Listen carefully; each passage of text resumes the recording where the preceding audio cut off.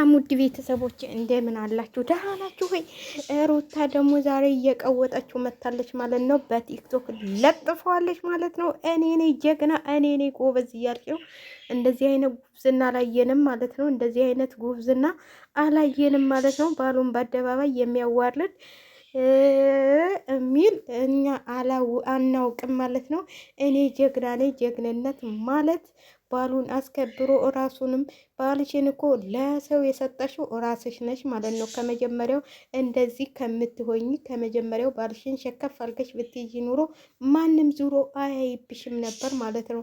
አሁን እኔ ነኝ ጀግና እኔ ነኝ ጎበዝ ማለት ጥቅም ዋጋም የለውም ማለት ነው።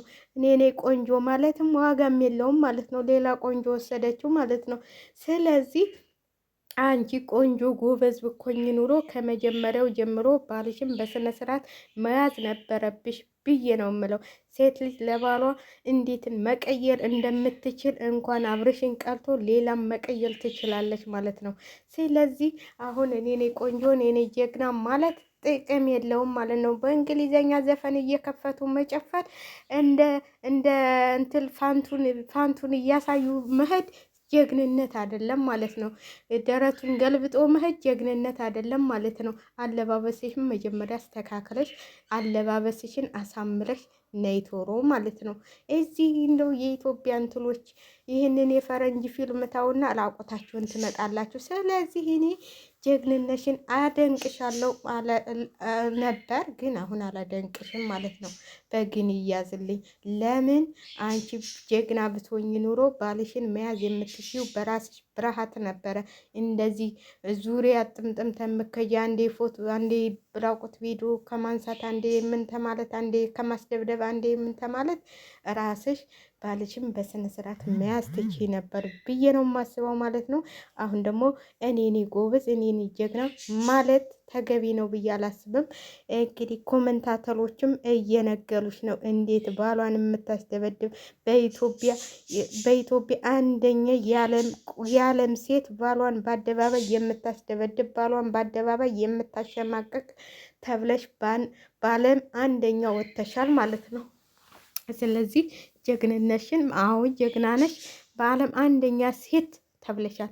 ባሏን ማንም ዱርዬ እየሰበሰበች የምታስደበድብ ዱርዬ በገዛ ቤቱ በተከራየው ቤቱ በገዛ ቤቱ በቃው በሁሉ ነገሩ ማለት ነው።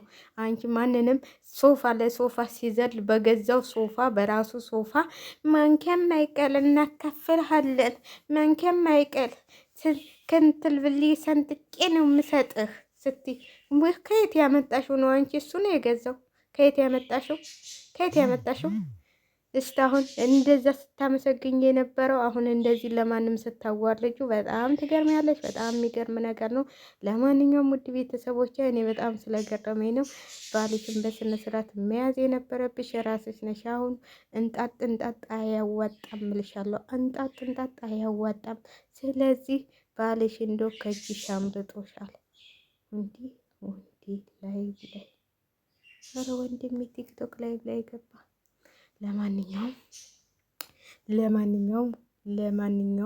ለማንኛውም አብርሽ የሄርሜላ ሆኗል። እንግዲህ እኔ ነኝ ጀግና እኔ ነኝ ጎበዝ ብትይ ዋጋ የሚለው ማለት ነው። አንቺ ደግሞ ደስታን ጠበቅ አርገሻጂ ደስታ እየዘፈነልሽ ሚዲያ ላይ እየተንከራተተ ነው።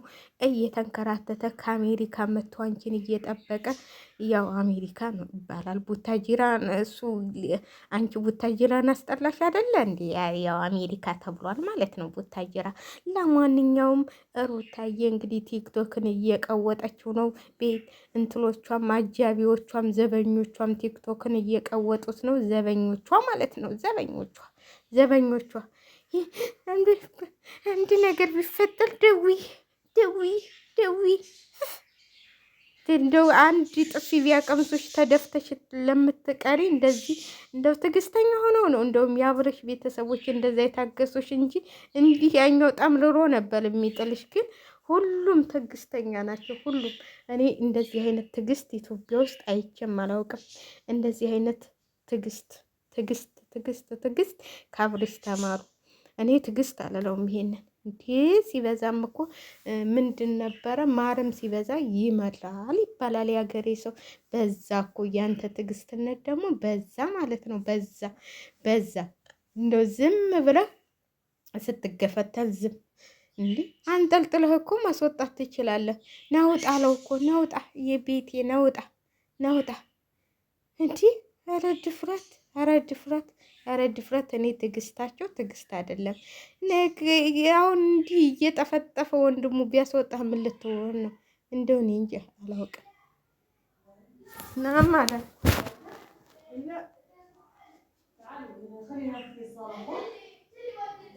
عشان بعدين ترتاحين شوي بعدين بنروح شوي برا.